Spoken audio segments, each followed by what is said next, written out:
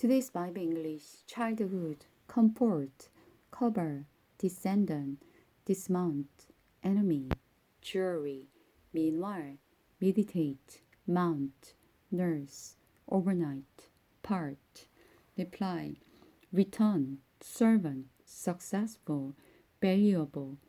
Genesis chapter 24, verse 52.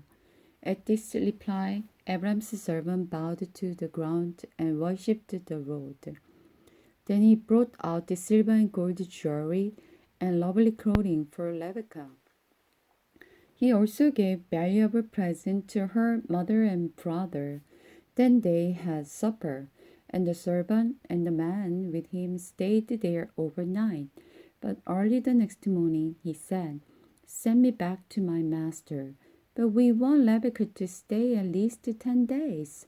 Her brother and mother said, "Then she can go." But he said, "Don't hinder my return. The Lord has made my mission successful, and I want to report back to my master."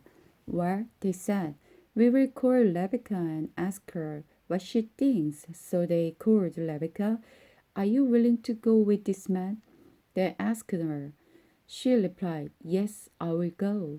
So they said goodbye to Rebekah and sent her away with Abram's servant and his man.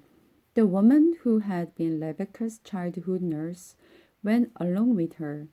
They blessed her with this blessing and she parted.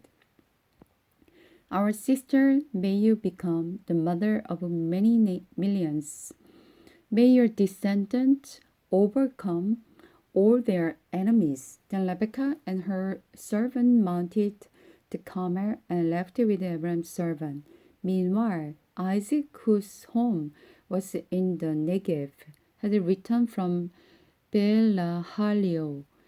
One evening as he was taking a walk out in the field meditating, he looked up and saw the camels coming.